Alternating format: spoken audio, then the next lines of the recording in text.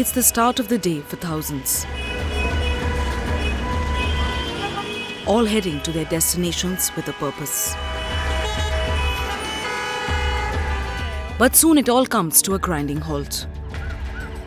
They are all stopped without notice, asked to change tracks or simply make way. Almost immediately, security guards arrive in a large jeep.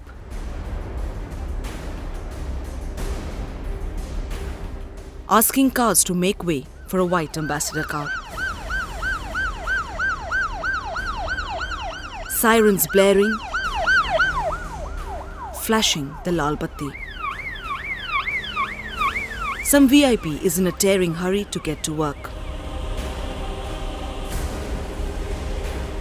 It doesn't matter if thousands have been delayed. A powerful politician wants the red carpet rolled out for him anywhere, anytime. How often has this happened to you? How often have you been left in the lurch? All because of the men and women you voted for fail to care about your needs. Power corrupts and absolute power corrupts absolutely. But the recent Supreme Court ruling of December last has ensured that those who are enjoying the privilege of red beacon or Lal Batti as we call it, is bound to cut down by half. Still the question remains, have we turned progressive enough to bridge the gap between those who are governing us and those who are being governed? Or will this Supreme Court ruling just go down as another symbolic gesture with no actual results? It was a Sunday afternoon. The traffic had been stopped at New Railway Road in Gurgaon for Chief Minister Hooda to pass through. A 40-year-old rickshaw puller, Sanjay Sahu, unwittingly entered the road that had been cordoned off for the Chief Minister's cavalcade. A traffic cop within seconds charged on the helpless man. Hit on the head with a lathi that left a deep gash near his eye. Thrashed repeatedly, Sahu passed out on the spot. अड्डे से जा रहे थे 4 seater, उसने rickshaw लेकर और वो police वाले बीच में खड़े थे डंडा लेकर सफेद वर्दी पहनकर। उसने रोकने के लिए बोला, हमने रोक दिया, जब भी उसने डंडा चालू कर दिया 4 सीटर की चौक पे। हाँ, जब मैंने फिर वहाँ पे चोट लग गया, फिर हम कपड़े से इसको दबाया खून को, मैंने साइड में आया। मैंने एक पुलिस वाले को बोला से देखो इसने डंडे चलाया, उसने बोला चलाए तो हम क्या कर सकते, दवाई ले लो जाकर। हमने फिर बहुत दर्द हो रहा था, मैंने उसको बोला पैसा भी नहीं है मेरे पास, दवाई कैसे ले लेंगे, ऐसे मारते हो। हाँ, तो उसने बोला पैसा नहीं है तो जा यहाँ से भाग जा। He was rushed to the hospital by the Aam Aadmi Party volunteers, where doctors administered several stitches. Later, the traffic cop insisted that he was simply doing his job. जिस प्रकार से मुख्यमंत्री के काफले के पास से निकलने पर रिक्शा वाले की पिटाई करके उसको किया गया, ये तो पुलिस की बहुत ज्यादती है।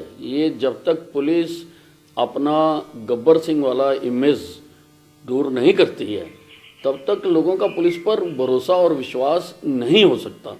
और आम आदमी को वीआईपी मूवमेंट से कोई परेशानी ना हो, इसके लिए बाकायदा एक पॉलिसी, नेशनल पॉलिसी बननी चाहिए, ताकि आम आदमी का जो सड़क पर चलने का अधिकार है आप उसको छीन नहीं सकते हो, आप किसी भी प्रकार से उसको बाधित नहीं कर सकते हो, आप किसी भी प्रकार से उसमें रुकावट पैदा नहीं कर सकते हो।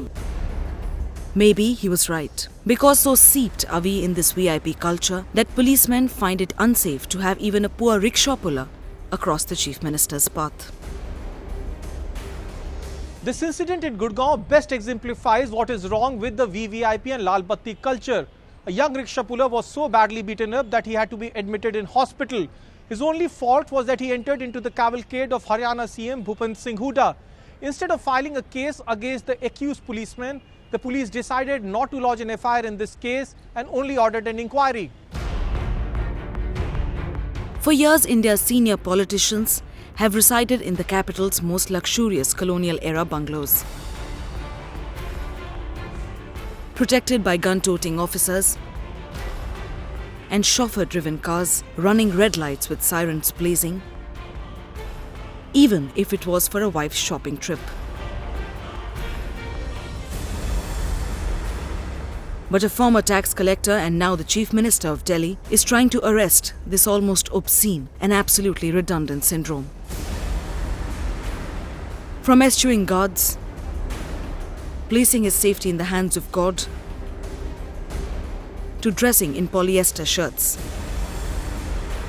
Kejriwal has rejected these symbols of privilege.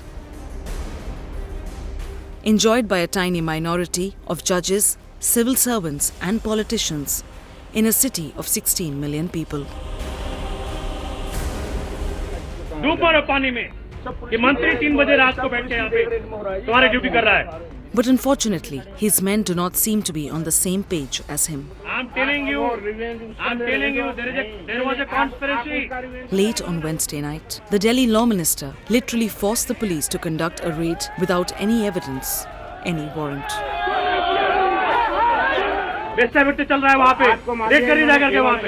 He saw nothing wrong in doing so.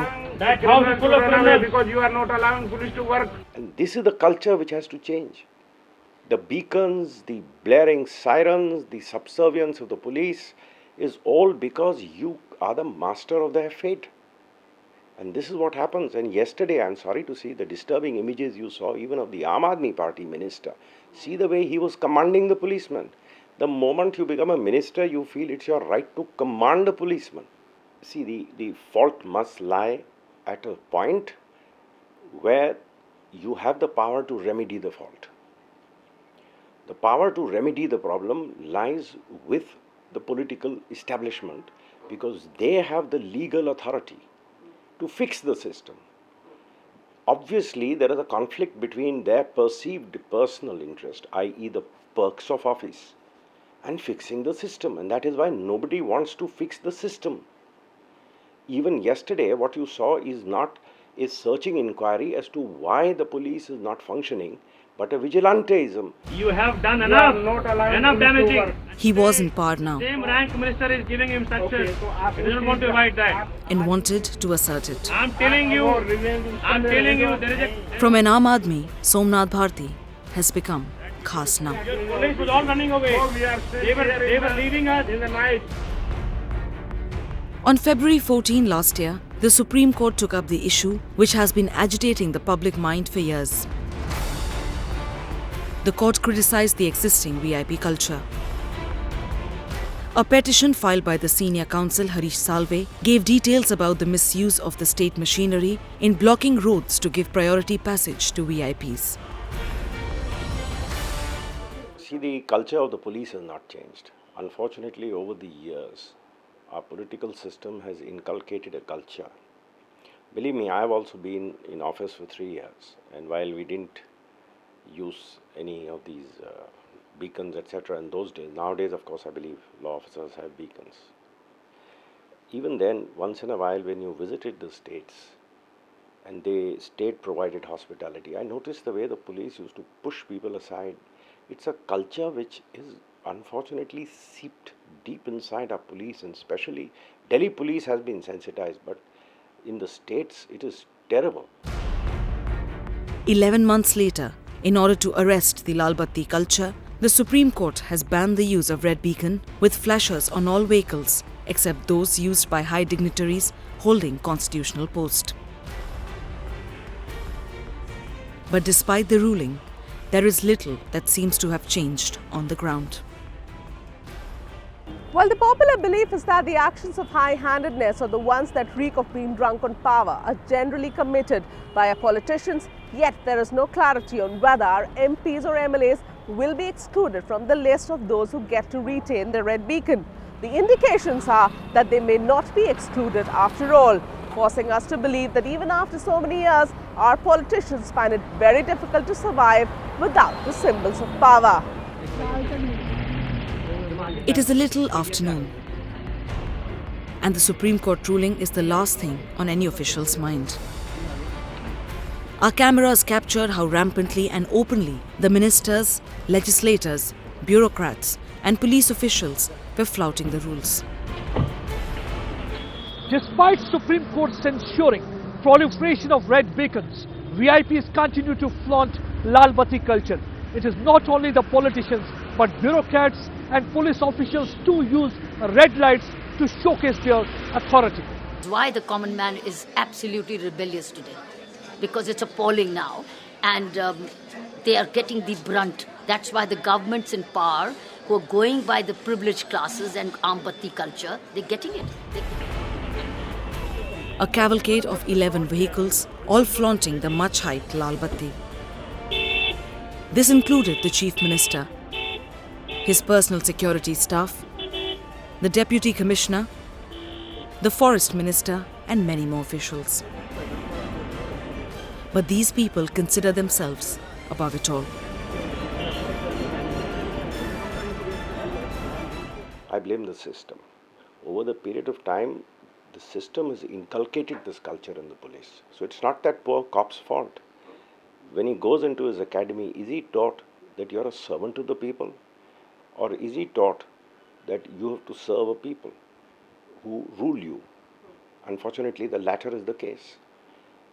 When we have been fighting in a related case, which unfortunately we tried arguing, but the governments kept taking time, and Justice Singh, we couldn't finish the hearing, some other bench will start, is about police reform.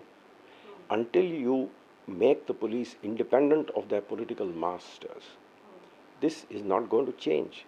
And when we say make the police independent of their political masters, what we say is, undoubtedly in law and order functions, it has civilian consequences, it has political consequences. To arrest Anna Hazare or not was a political decision. So there has to be a degree of control over law and order functions. But the appointment, the transfers, the postings, if they are going to be dependent on the whimsicality of a politician, then the whole culture starts changing. Getting roads blocked to get priority passage, flashing red lights, having armed guards wave guns and blow loud sirens have become everyday status symbols of VIP power.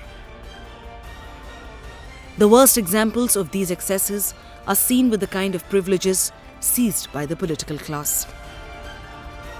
Every MP and MLA is surrounded by an average of 3 policemen at the taxpayer's expense. The ratio of ordinary citizens to police protection is appalling. Moreover, the tendency of the political class to attempt and grab even more of the public resources for themselves is often at display.